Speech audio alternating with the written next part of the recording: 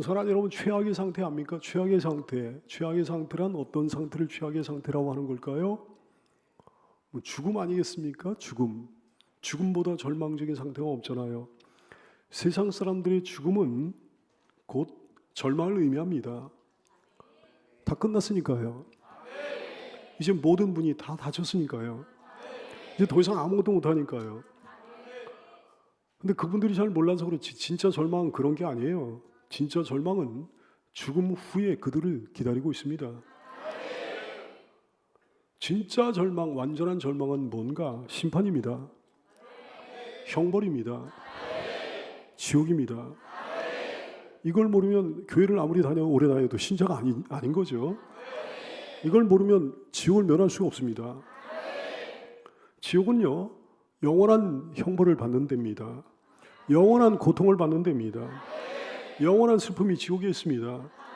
영원한 분노가 지옥에 있습니다. 영원한 절망의 장소, 지옥입니다. 거기는 출구가 없는 거예요. 형기가 따로 없는 거예요. 그 어떤 소망도, 아무런 소망도 없습니다. 그러니까 거기서 고통받다가 너무너무 힘이 드니까, 너무너무 괴로우니까 그 상태에서는 차라리 자기라는 존재가 죽어서 사라질 수 있다고 한다면 그게 그들의 소망이 될 거예요.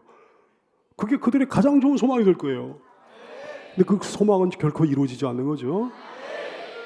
죽을 수조차 없습니다. 지옥에서는 자살이 안 되는 거예요. 더 이상 자살할 수가 없는 거예요. 그리고 누가 자기를 죽여주지를 않는 거예요. 영원히 죽지도 못하고 고통받는데 거기가 바로 지옥이란 말씀이죠. 그런 무시무시한 절망에서 우리를 구원하신 주 예수님을 찬양합니다. 오늘 말씀에 보니까 죽음에 대해서 나와 있어요. 아주 무시무시한 절망에 대해서 얘기가 나와 있습니다. 오늘 본문에서는 그것을 뭐라고 상징하셨는가 하니 뼈로 상징을 하셨어요. 우리가 읽지는 않았습니다만 1절 말씀에 보면 여호와께서 권능으로 내게 임재하시고 그의 영으로 나를 데리고 가서 골짜기 가운데 두셨는데 거기 뼈가 가득하더라 그랬어요. 뼈란 어떤 걸까요? 사람의 뼈요. 사람의 뼈를 보거나 생각하면서 기분이 좋아지는 분 혹시 있습니까? 없죠? 다 기분이 나빠질 거예요. 왜? 뼈란 죽음과 절망을 상징하는 것이니까. 근데 뼈도 단순한 뼈가 아닙니다. 바싹 마른 뼈라고 그랬어요. 2절 말씀, 나를 그 뼈 사방으로 지나가게 하시기로 본즉 그 골짜기 지면에 뼈가 심이 많고 아주 말랐더라 그랬어요. 아주 말랐더라. 생명에서 멀어지면 멀어질수록 물기가 말라갑니다. 꽃도 그렇습니다. 풀도 그렇습니다. 채소도 그렇습니다. 과일도 그렇습니다. 그렇죠? 근데 사람의 육신도 그렇고 동물의 육신 다 그래요. 근데 뼈는 그 자체가 마른 거 아닙니까? 근데요, 뼈도 시간이 지나가면 지나갈수록 물기가 점점 더 말라가는 거예요. 나중에는 아예 바싹 말라지는 거예요. 오늘 말씀에 보니까 아주 말랐더라 그랬어요. 완전한 죽음을 의미하는 거예요. 절망 중에 절망이요. 진짜 절망이요. 근데 그 뼈가 골짜기에 가득했다고 말씀합니다. 오늘 말씀에 보니까 그 골짜기 지면에 뼈가 심이 많았더라 그랬어요. 절망과 죽음이 편만한 상태를 의미하는 거예요. 아니 한두 사람의 뼈라고 해도 기분이 안 좋을 것 같은데 골짜기에 그게 가득했다고 그랬네. 얼마나 음산할까요? 얼마나 두려울까요? 얼마나 공포스러울까요? 얼마나 소름 끼칩니까? 얼마나 절망스럽습니까? 사람의 장래를 예표하는 거 아니겠어요? 사람의 장래가 이와 같을 줄로 깨닫게 되기 바랍니다. 수많은 사람들이 뒤엉켜 고통을 받을 지옥을 예표하는 거예요. 지옥이 이와 같을 줄로 믿으시기를 축원합니다. 게다가 누구 뼈인지 구분이 안 될 정도로 뒤죽박죽 섞여진 상태입니다. 공동묘지가 포구 같은 거로 유실이 돼가지고 유골이 섞여버리면 이게 죽음 이후의 죽음이에요. 재앙이에요. 실제로 몇 해 전에 그런 일이 일어났었습니다. 전국적으로 큰 홍수가 일어났을 때 용미리 공원묘지 이런 데 비탈진 곳에 언덕이 무너져 내렸어요. 토사가 쓸려가지고 무덤들이 합쳐진 거예요. 막 유골들이 합쳐진 거예요. 재앙이죠. 참사죠. 근데 지옥의 형벌이란 이런 겁니다. 온갖 종류의 사람들이 뒤죽박죽으로 섞여서 함께 고통을 받는데 뭐 성별도 시대도 인종도 막 이런 인종 저런 인종 나이도 뭐 죽은 나이가 다 달라요. 장소도 다 달라요. 시대도 다 달라요. 뭐 직업도 다 달라요. 신분도 다 달라요. 지위도 다 달라. 성격, 장단점, 뭐 살아온 삶의 모양 다 다른 온갖 종류의 사람들이 뒤죽박죽 섞여가지고 비명을 지르면서 고통을 받는 데가 지옥이란 말씀이죠. 고통을 받는 중에 내가 누군지도 헷갈릴 거예요. 누가 누군지, 옆에 사람이 누군지, 앞뒤 사람이 누군지 혼란스러울 거예요. 죽음 이후의 죽음입니다. 완전한 절망입니다. 진짜 절망입니다. 절망 중의 절망입니다. 이런 절망 중에서 우리를 구원하신 주 예수님을 찬양합니다. 그 골짜기에는 무질서와 혼란으로 가득한 거예요. 여러분, 우리 하나님은 질서의 하나님이십니다. 하나님이 만드신 모든 것들은 얼마나 질서 정연한지요. 그래서 우리는 본능적으로 잘 정돈된 어떤 것들을 보면 행복감을 느끼는 거예요. 질서 정연한 것들을 보면 생명력을 느끼는 거예요. 사탄은 무질서한 것을 좋아합니다. 아주 혼란을 조장하는 존재예요. 그래서 우리는요, 어지러운 거 보면 우리도 어지러운 거예요. 혼란스러운 거, 무질서한 거 보면 기분이 안 좋아지는 거예요. 불안해지고 초조해지고 절망감을 느끼고 막 그러는 겁니다. 근데 여기 골짜기가 그런 상태였단 말씀이죠. 어지럽고 혼란스럽고 무질서한 상태였단 말씀이죠. 죽음 이후의 죽음이에요. 완전한 절망이에요. 절망 중의 절망이에요. 이런 절망 가운데서 우리를 구원해내신 주님을 찬양하지 않을 수 없습니다. 희망이 하나도 없는 최악의 최악. 하나님이 에스겔 선지자에게 보여주신 이 광경은 이보다 더 절망적일 수 없는 상태를 의미합니다. 이보다 더 나빠질 수 없는 상태를 의미합니다. 최악의 최악입니다. 우리 모든 인류의 운명이라는 사실을 깨닫게 되기 바랍니다. 우리 모든 죄인의 운명이라는 사실을 깨닫게 되기 바랍니다. 로마서 5장 12절 말씀하셨어요. 그러므로 한 사람으로 말미암아 죄가 세상에 들어오고 죄로 말미암아 사망이 들어왔나니 이와 같이 모든 사람이 죄를 지었으므로 사망이 모든 사람에게 이루었느니라. 그래가지고 우리가 사망을 면할 수가 없게 된 건데, 사망 이후에 또 다른 사망이 있더라 이거지. 지옥 가는 사망 말씀이죠. 근데 여러분 감사하십시오. 대반전이 일어납니다. 오늘 10절 말씀에 이에 내가 그 명령대로 대언하였더니 생기가 그들에게 들어가며 그들이 곧 살아나서 일어나서는데 극히 큰 군대가 됐다 그랬어요. 할렐루야. 이에 내가 에스겔 선지자가 그 명령대로, 하나님의 명령대로 대언하였더니 그랬어요. 하나님의 명령이 뭐예요? 하나님의 말씀 아니겠습니까? 말씀이 뭐예요? 그리스도십니다. 예수 그리스도. 요한복음 1장 1절 이하의 말씀, 태초에 말씀이 계시니라. 이 말씀이 하나님과 함께 계셨으니 이 말씀은 곧 하나님이시니라. 말씀이 태초에 하나님과 함께 계셨고 만물이 말씀으로 말미암아 지은 바 되었으니 지은 것이 하나도 말씀이 없이는 된 것이 없느니라 하셨어요. 예수 그리스도로 대입해 볼까요? 태초에 예수께서 계시니라. 이 예수 그리스도가 하나님과 함께 계셨으니 이 예수 그리스도는 곧 하나님이시니라. 예수 그리스도가 태초에 하나님과 함께 계셨고 만물이 예수 그리스도로 말미암아 지은 바 되었으니 지은 것이 하나도 예수 그리스도가 없이는 된 것이 없느니라. 그러니까 하나님의 말씀이 역사했더니 예수 그리스도께서 역사했더니 생기가 그들에게 들어갔다고 그랬어요. 성령의 권능을 의미하는 거죠. 그랬더니 그들이 곧 살아나서 일어나 서는데 극히 큰 군대가 됐다 그랬어요. 부활의 영광입니다. 부활의 능력입니다. 부활의 능력으로 살아 일어나는 성도들 다 되시기를 축원합니다. 예수님 부활하셨습니다. 실제로 부활하셨습니다. 영으로 부활하신 것이 아니에요. 육신으로 부활하셨습니다. 예수님의 무덤은 비어있는 거예요. 영원히 사실 몸으로 부활하셨습니다. 우리도 예수님과 함께 그렇게 부활해야 될 줄로 깨닫게 되기를 바랍니다. 이것이 부활 소망이죠. 이것이 영원한 천국 소망이죠. 사랑하는 여러분, 기독교회는 어떤 사람이 기독교인인 거 아니에요? 교회 다니는 사람이 기독교인이 아니에요. 교회는 다니는데 오랫동안 다녀왔는데 무슨 별하별 직분을 다 맡아왔는데 세상에서 잘 되는 거 구하면서 교회를 다녔다고 한다면 기독교인 아닙니다. 깨달아지나요? 그 이방 종교 사람이에요. 이방 종교 사람인데 교회를 다닌 거예요. 기독교인은요, 부활 소망이 있어야 기독교인입니다. 천국 소망이 있어야 기독교인입니다. 여기 혹시 기독교인 아닌 교회 다니는 불신자가 있었다고 한다면 오늘 이 시간부로 이 놀라운 부활절날 기독교인으로 변화되는 역사가 일어날 수 있기를 축원합니다. 참된 기독교인만 부활 소망을 가지게 되는 거죠. 부활 소망을 가지고 있는 성도만 참된 기독교인이 되는 거죠. 그 사람의 영원한 천국을 상속받게 될 것입니다. 베드로전서 1장 3절 이하의 말씀, 우리 주 예수 그리스도의 아버지 하나님을 찬송하리로다. 그의 많으신 긍휼대로 예수 그리스도를 죽은 자 가운데서 부활하게 하심으로 말미암아 우리를 거듭나게 하사 산 소망이 죽은 소망이 아니라 이 땅의 모든 소망은 죽은 소망이에요. 돈 벌기 위한 소망, 세상에서 성공하기 위한 소망 다 죽은 소망인데 부활에 대한 소망은 산 소망이라고 하셨어요. 산 소망이 있게 하시며 썩지 않고 더럽지 않고 쇠하지 않는 영원한 천국의 유업을 있게 하시나니 곧 너희를 위하여 하늘에 간직하신 것이라. 할렐루야.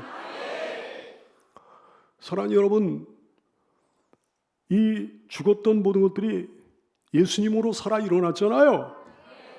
성령으로 살아 일어났잖아요. 가장 비참한 절망이 가장 위대한 소망으로 바뀌었잖아요.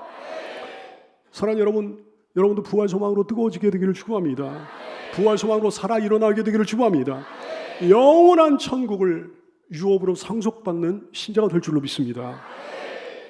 근데 이제 영원한 소망을 하나님께서 우리에게 주셨는데 말이죠. 그래서 가장 무서운 절망이 해결이 됐는데 우리는 이 세상을 살아가는 동안에도, 이 땅의 삶을 살아가는 동안에도 마른 뼈 같은 절망에 빠지고는 합니다. 절망의 능력이 참 무시무시해요. 여러분, 절망의 무시무시한 능력을 아시는지요? 마귀가 어느 날 그동안 자기가 사용해왔던 무기들을 갖다 값싸게 처분하기로 마음먹고 바겐세일을 열었어요. 바겐세일 첫날부터 수많은 악령들이 그거 사기 위해 몰려듭니다. 근데 그 중에 가장 좋은 진열장에 있던 어떤 무기는 이게 값도 엄청 비싸고 뭐 할인도 안 되는 거예요. 악령들이 불평합니다. 아니 대체 이 무기는 도대체 왜 그렇게 비싼 건가요? 할인도 안 되고 말이죠. 그랬더니 마귀가 그러는 거야. 자네들 몰라서 그래. 이 무기 몰라서. 이걸 모르다니. 절망이라는 무기, 이 대단한 무기, 이거 아주 기막힌 무기, 이걸 모르다니. 이 절망이라는 무기를 사용한 말이야. 뭐 거의 모든 사람들이 영혼을 다 파괴해버려. 온갖 해악을 끼칠 수 있어. 내가 가장 아끼는 무기야. 그런 거예요. 그놈들이 쏘아올린 절망 미사일에 정통으로 맞은 성도는 여기 혹시 없습니까?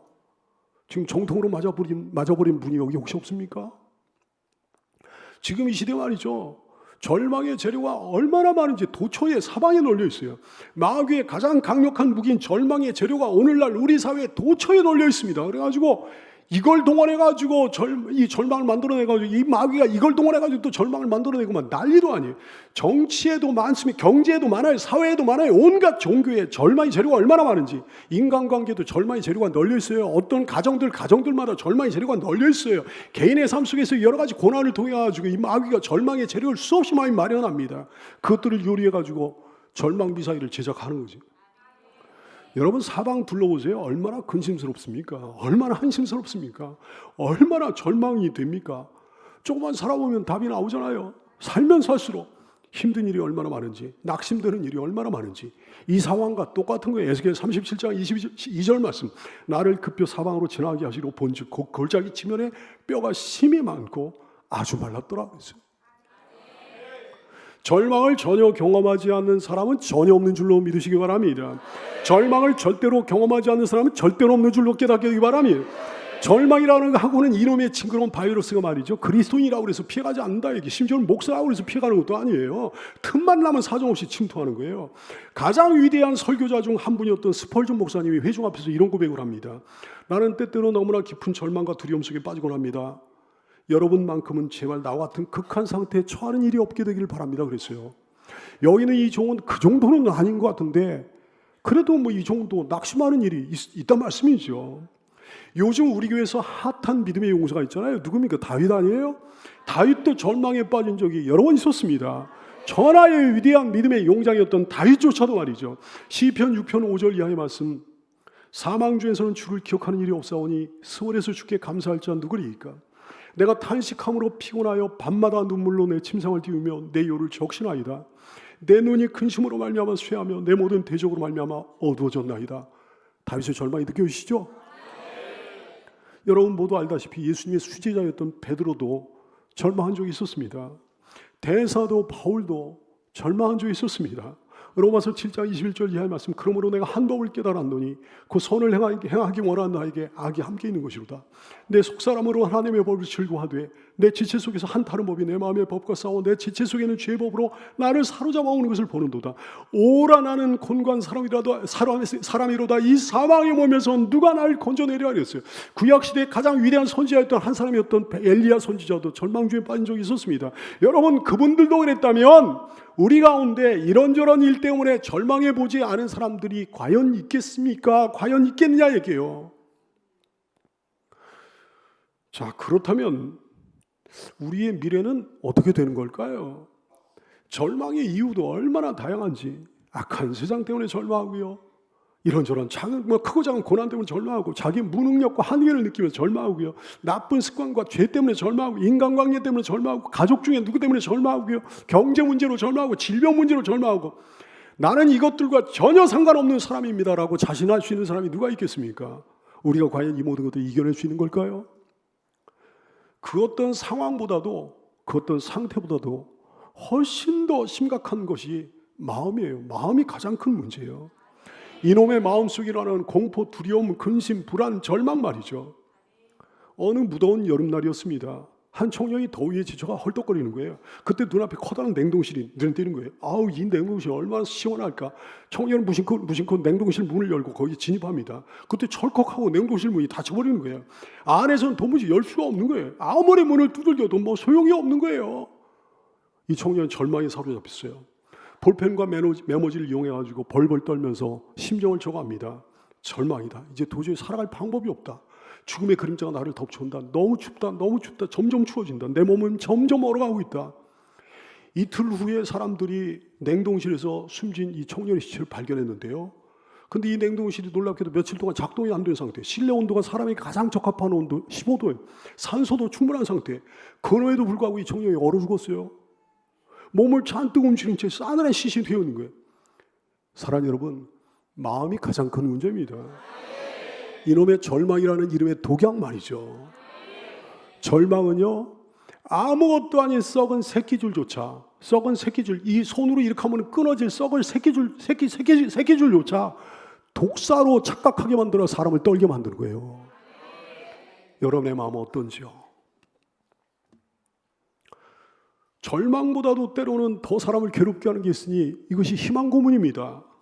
19세기 프랑스의 한 작가가 희망고문이라는 단편 소설을 썼는데요.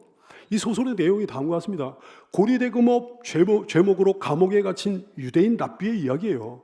이 사람이 감옥에 갇혀 고통을 받다가 어느 날 바깥 세상을 향한 출구를 발견합니다. 너무나 고통스럽던 삶 속에 한 줄 희망이 발견된 거예요. 얼굴에는 막 생기가 돌고 온몸이 삶의 의욕으로 충만해지는 거지. 저 멀리 여기를 통해가지고 이 출구를 통해 저 멀리 산속까지 도망갈 수만 있다면 나는 괜찮을 거야. 살 수 있을 거야. 근데 부질없는 소망이었어요. 덧없는 희망이었어요. 왜? 모든 상황을 통제하는 자가 있었거든요. 희망을 보여준 것 자체가 사실은 그 사람을 향한 최대 고문이었던 거예요. 작가가 이 소설을 통해 말하고 싶은 가장 잔인한 고문이 이거였던 거예요. 희망을 살짝 보여줬다가 그걸 그 사람이 움켜쥐려는 순간에 다시 빼앗아 버리는 것. 이게 가장 무서운 고문이라는 거지. 세상은 온통 희망 고문으로 가득하다는 사실 여러분 아시나요? 정치인들이 희망 고문합니다. 혁명가들이 희망 고문합니다. 주변의 불신자들이 수많은 희망 고문을 합니다. 온갖 이념과 사상들이 사람들에게 희망 고문합니다. 내세를 언급하는 수많은 종교들이 있잖아요. 근데 그 모든 종교들이 다 희망 고문의 종교예요. 죽어보면 알지. 죽어보세요. 거기가 어딘지. 희망 고문이죠. 사랑하는 여러분, 여기에 참된 소망이 있습니다. 부활의 주님이십니다. 주님은 실제로 사셨습니다. 부활의 능력입니다. 우리 주님의 부활의 능력입니다. 영원한 부활 소망을 주께서 우리에게 주셨습니다. 뿐만 아니라 이 인생 가운데도 부활의 능력을 우리에게 부어주신다 말씀이죠. 그토록 무시무시한 절망의 능력보다 훨씬 더 강력한 부활의 능력을 하나님께서 우리에게 부어주신다 말씀이죠. 도처에 널린 그 수많은 절망의 재료들을 다 합친 것보다 훨씬 더 많은 부활의 능력을 우리에게 부으신다 말씀이죠. 그렇게도 많은 온갖 절망의 이유들을 다 합친 것보다 훨씬 더 큰 부활의 능력을 우리에게 부으신다 말씀이죠. 마음이 문제라고 그랬죠. 공포와 두려움, 근심, 불안, 마음속의 절망 말이죠. 그 마음 자체를 송두리째 바꿔버리는 부활의 능력이 있더라고요. 여러분, 예수님 만나면 마음이 바뀌더라고요. 예수님 만나면 절망이 소망으로 바뀌더라고요. 희망 고문이 아닙니다. 참된 희망입니다. 희망 고문이 아닙니다. 참된 소망입니다. 희망 고문이 아닙니다. 실제적인 희망입니다. 희망 고문이 아닙니다. 현실적인 소망입니다. 사랑하는 여러분, 이 부활의 능력으로 살아 일어나는 여러분 되시기를 축원합니다. 살아계신 우리 하나님이시잖아요. 죽음에서 부활하여 오늘도 살아계신 우리 예수님이시잖아요. 그분께 그 어떤 절망이 존재할 수 있겠습니까? 최악의 절망을 최선의 소망으로 바꾸시는 우리 주님 말이죠. 시편 60편 5절 나의 영혼아 잠잠히 하나님만 바라라. 물은 나의 소망이 그로부터 나오는 도다. 시편 70편 5절 주 여호와여 주는 나의 소망이시오. 내가 어릴 때부터 신뢰한 분이십니다. 14절 나는 항상 소망을 품고 주를 더욱더욱 찬송하리이다. 진짜 소망이에요. 시편 146편 5절 말씀 야곱의 하나님을 자기 도움으로 삼으며 여호와 자기 하나님에게 자기 소망을 두는 자는 복이 있도다. 진짜 소망만. 데살로니가전서 5장 8절 우리는 낮에 속하였으니 정신을 차리고 믿음과 사랑의 호신경을 붙이고 구원의 소망의 투구를 쓰자. 베드로전서 1장 3절 예수 그리스도를 죽은 자 가운데서 부활하게 하심으로 말미암아 우리를 거듭나게 하사 산 소망이 있게 하셨다 말씀하십니다. 베드로전서 1장 21절 너희는 그를 죽은 자 가운데 살리시고 영광을 주신 하나님을 그리스도로 말미암아 믿는 자니 너희 믿음과 소망이 하나님께 있겠다 말씀하십니다. 디도서 3장 7절 우리로 그의 은혜를 힘입어 의롭다 하심을 얻어 영생의 소망을 따라 상속자가 되게 하려 하심이라 말씀하십니다. 사랑하는 여러분, 여러분에게 소망이 있습니다.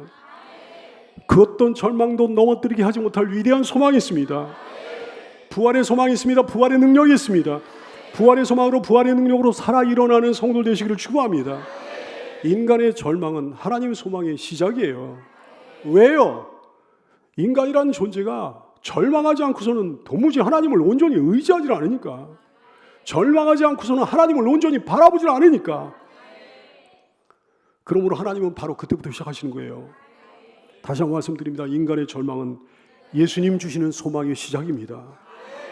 오늘 말씀에도 보세요. 1절 2절 말씀 여호와께서 권능으로 내게 임재하시고 그 영으로 나를 데리고 와서 골짜기 가운데 두셨는데 거기 뼈가 가득하더라. 일부러 그 절망을 보여주시는 거예요. 나를 그 뼈 사방으로 지나가게 하시고 본즉 그 골짜기 지면에 뼈가 심이 많고 아주 말랐더라. 인간의 끝이에요. 인간의 절망의 끝이에요. 그런데 인간의 끝이 하나님의 시작이었던 거예요. 인간의 불가능이 하나님 가능의 시작이었던 거예요. 대반전이로 합니다. 위대한 능력으로 살려내시는 거예요. 놀랍게 건져주시는 거예요. 무덤에서 부활로, 죽음에서 생명으로, 지옥에서 천국으로, 최악의 절망을 최선의 소망으로. 10절 말씀 이에 내가 그 명령대로 대언하였더니 생기가 그들에게 들어가며 그들이 곧 살아나서 일어나 서는데 극히 큰 군대더라. 할렐루야. 한번 외쳐볼까요? 살아 일어나. 살아 일어나. 그러므로 사랑하는 성도 여러분이요, 오늘 이 말씀을 통해 최악의 최악을 최선의 최선으로 바꾸고 돌아가는 여러분 되시기를 축복합니다.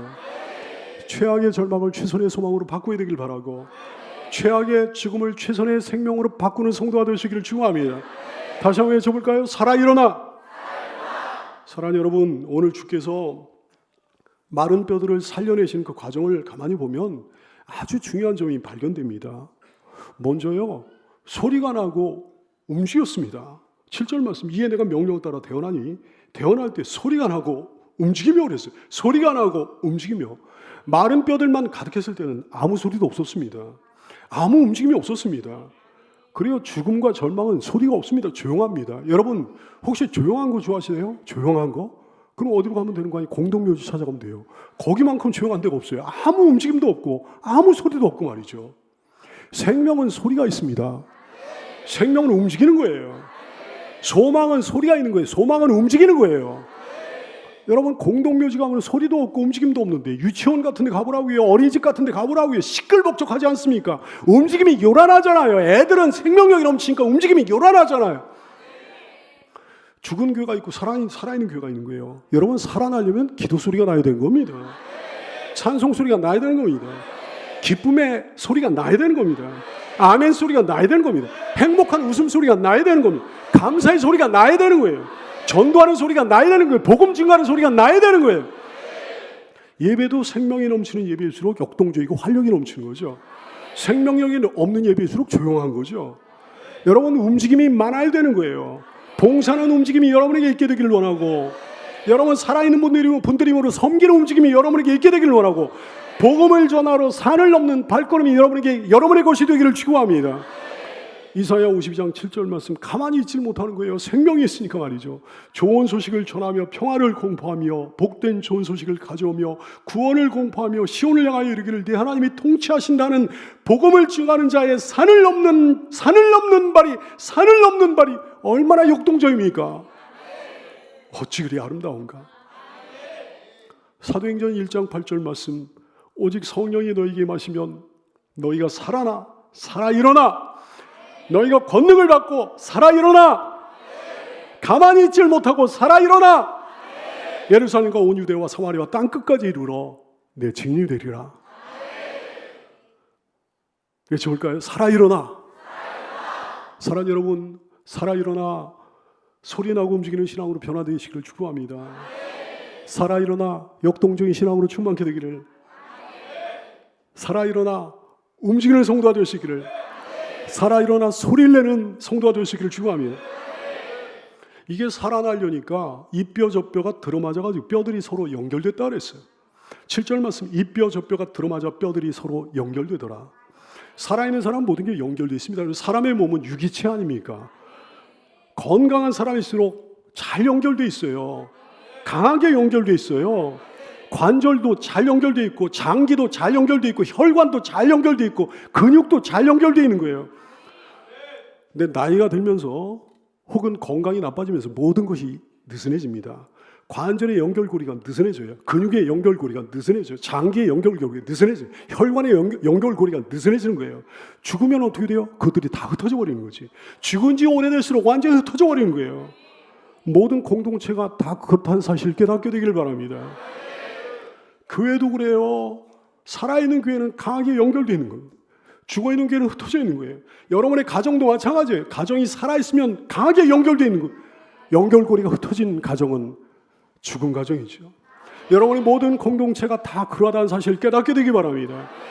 서로 하나 되지 못하면 생명이 없다고요. 흩어질수록 마른 뼈에 가까워지게 되는 거라고요.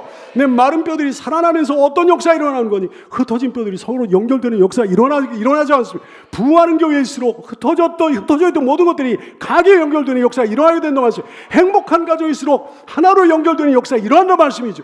부흥하는 회사일수록 연결되는 역사가 일어난다는 말씀이죠. 유기체가 되는 역사가 일어난다는 말씀이죠. 부활의 능력으로 살아 일어나는 여러분 되시기를 축복합니다. 우리 교회가 되기를 원하고 여러분의 가정이 되기를 원하고 여러분이 속한 모든 공동체가 되기를 축복합니다. 뿐만 아니라 그 뼈에 힘줄이 생기고 살이 오르면서 그 위에 가죽이 덮였습니다. 8절 말씀 내가 또 보니 그 뼈에 힘줄이 생기고 살이 오르며 그 위에 가죽이 덮이나 그 속에 생기는 없었지만 생기도 들어가게 되는 거죠. 겉모양이 그럴듯해지는 거예요. 죽었던 게 살아나는 전조가 반드시 그럽니다. 겉모습이 점점 그럴듯해집니다. 겉모습이 굉장히 중요해요. 여러분 사는 것도 중요하지만 마른 뼈가 살아 일어나는 것도 중요하지만 이게 뼈 상태에서 활기차게 돌아다니면 안 되는 거 아니겠습니까? 그러면 좀비잖아요. 얼마나 무섭겠습니까? 다니는 게 좀 보기가 좋아야 되는 거 아니겠어요? 그래 주님이 그렇게 하신 거죠. 그 뼈에 힘줄이 생기도록 살이 오르도록 그 위에 가죽이 덮이도록 겉모습이 그럴듯해지도록 역사해 주시는 거죠. 개인의 인생도 그렇고 가정도 그렇고 교회도 그렇고 회사도 그렇고 다 그렇습니다. 우리에게 속한 모든 것에 부활의 능력, 주님의 능력으로 역사하시면 힘줄이 생기고 살이 오르고 그 위에 가죽이 덮이게 되는 역사가 일어나야 되는 것이 부활의 능력으로 살아 일어나는 여러분의 모든 것이 다 될 수 있기를 예수님의 이름으로 축복합니다.